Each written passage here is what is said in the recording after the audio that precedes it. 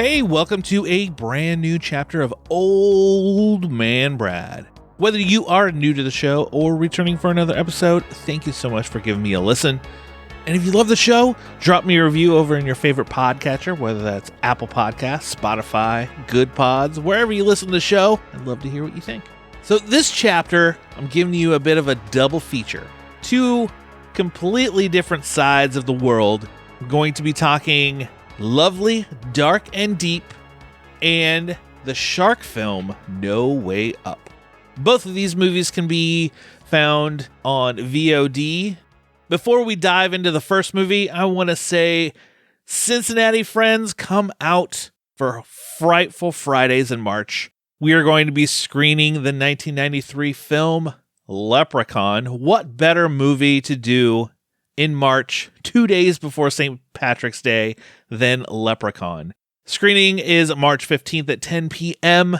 Head out to the Esquire Theater. I'm going to have some giveaways, and it's going to be a fun night.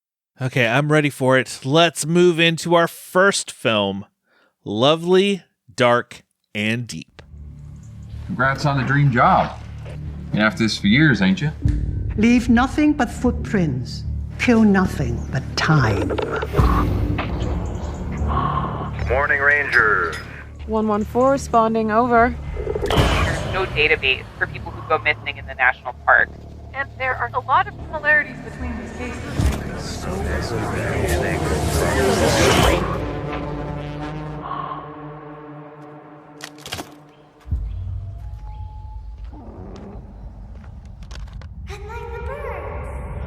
Wake up! This is where you need to be. You take him from us. We have a missing person. Be safe out there, Rangers. Over and out.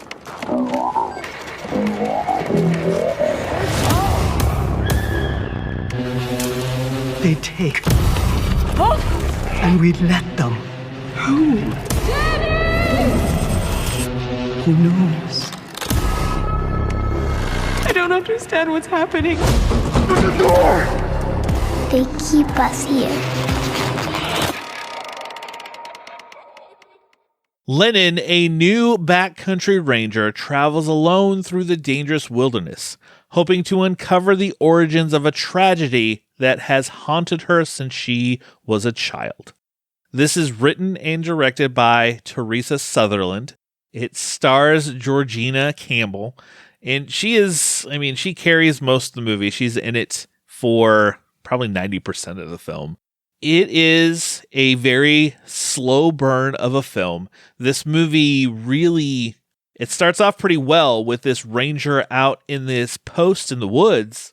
You know, they have this sign that says the ranger is in or not. He goes and changes his sign to, I owe this land a body, and then walks off into the woods. And then we cut to this new ranger coming in, and she's basically taking his post because this man has disappeared. And as we roll along, we kind of spiral into this, deeper down this dark hole. You start to learn more about Lennon's story, kind of a background of her, and she is meeting other people in the woods, people that have been lost, and they'll ask her, the one question they ask her, are you real? You kind of really take this psychological journey. There was a lot of it that reminded me of a film that I saw at Whorehound a couple years ago called Woodland Gray. It is another set in the woods kind of dark tale. And honestly, I think these two movies, Woodland Gray and Lovely, Dark, and Deep, would play as a pretty good double feature, honestly. They both deal with some familiar subject matter and end with kind of a twist at the end. I'm not going to give any spoilers away for Lovely, Dark, and Deep. That does kind of end a bit on a twist. It kind of went mostly the direction I thought it would go. I had inklings along the way of, is this kind of like a supernatural? Are these ghosts of the woods? Is she a ghost of the woods and seeing this? Is Is she transported into another area? What is going on here? Like, as you go along, there are many things there's a scene with this, it almost like a ghost crawling down a tree. There's just clips of dark imagery, and it really kind of makes you think as it moves along. It is pretty slow. That is my biggest complaint of the film, is the slowness of it. There are many scenes in this I kind of wanted a little bit more from it. I wanted more of her really kind of digging into this investigation in a way where she's trying to figure out, she finds one of these people that has been lost for a long time. It just left me wanting more, unfortunately. So overall, I can recommend this movie. It was shot really well, very atmospheric, very dark, very dreary, and you get to the end and you're just like, oh, okay. So yeah, I can recommend checking out Lovely, Dark, and Deep. And like I told you, if you can find Woodland Gray, make yourself a nice out in the woods, secluded double feature with this film. I think they play very, very well together. All right, so let's talk about the next film. Another, this is secluded, but we're a little bit different than the woods. We're going to take this to the ocean, and we're going to talk No Way Up. Guys, this trip is going to be a blast. That's going to be us in, a few hours? Why is the plane so empty? It's because it's really old. What? Yeah. Don't worry, we're going to be just fine.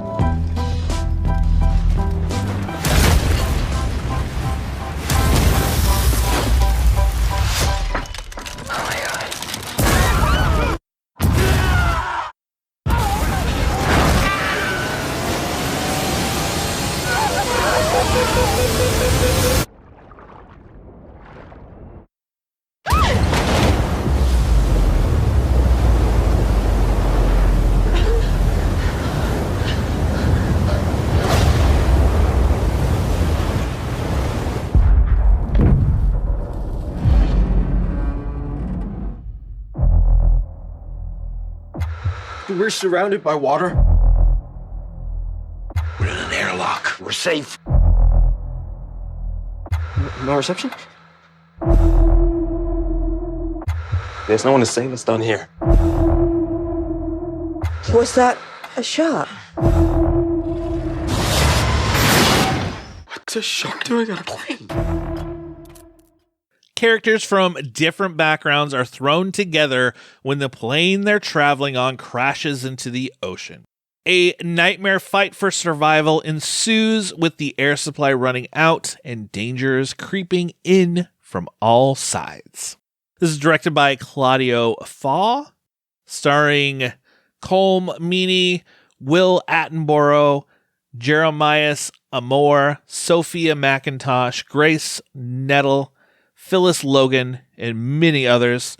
And unlike Lovely, Dark, and Deep, this movie has a little more action to it, a little more going for it. This movie actually surprised me. I was expecting this to just be a terrible, cheesy shark movie, and it ended up being more than just that. It starts off, you kind of follow these few characters in the airport, kind of setting up who they are and kind of getting them ready for this. And as they take off, they're flying, something happens on the plane, one of the engines explodes, and they crash into the ocean, sinking down. Some of these people you met before die, and others, they're trapped in the tail end of this plane. So it's the only pocket of the plane that still has air in it as they are trapped down in the ocean. Come to find out, there are sharks circling outside. Some sharks get in and take some people. There are a few bloody scenes with some sharks and rescue crews coming to get them, and the sharks get them. I did enjoy this movie. And I would recommend checking it out because, like I said, it was much better than I thought it was going to be. But I did want more shark mayhem.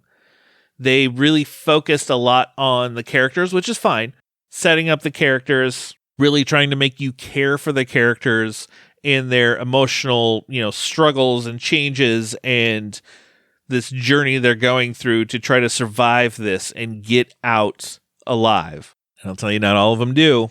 I wanted a little more of the outside of the plane with sharks coming after people, because the few scenes that we got with the sharks were pretty good, and they didn't skimp on some blood for you. There were a few cutaways, but there was one where someone gets a leg ripped off that was pretty intense. And it did a great job of not towing the cheese line. Like, this could have been like, they could have just dubbed it Sharks on a Plane kind of thing and went all out craziness where a shark gets in. Like, a shark does get into the plane, but it only can go up so far, and it just going up to grab either somebody or a dead body or other things. I would recommend checking out No Way Up. If you're kind of borderline of like, oh, great, a plane, sharks, this is going to be stupid. There are parts, yes, there are parts that are a little unbelievable, but overall, it is a good movie. You do care for a few of the characters. I was bummed that Cole Meany was in it for like a brief time. I like him as an actor, and when I saw he came in, I was like, ooh, he's going to be like the rough and tough guy that's going to get them through this. And spoiler, this is the one spoiler, he doesn't last super long. Go check out No Way Up. Go check out Lovely, Dark, and Deep. Both of these are out to rent right now, and I would recommend checking them out. We are almost in March, and that means Horror Hound weekend is just around the corner. I am so excited about Horror Hound. This is a horror convention that we have here in Cincinnati. I go to the convention, and most of my time is spent in the film fest. I watch the short films, the feature films. I get to talk to filmmakers, and I'll have a couple episodes about Horror Hound coming. This Friday, I'm going to have a preview episode. We're going to go through some of the films that will be at Horror Hound that I'm excited to see, talk about guests a little bit, and just let you know what is coming, because after I go to Horror Hound, I will have a full episode breakdown of what I watched, interviews with filmmakers that are there that I had the opportunity to talk to, and just let you know how Horror Hound Weekend 2024 is. And if you're in the Cincinnati area or you're traveling to Horror Hound Weekend, just watch for me, hit me up. I always just love chatting with people, and it is one of my favorite weekends of the year here in Cincinnati. I don't want to leave without mentioning a film that I saw this weekend.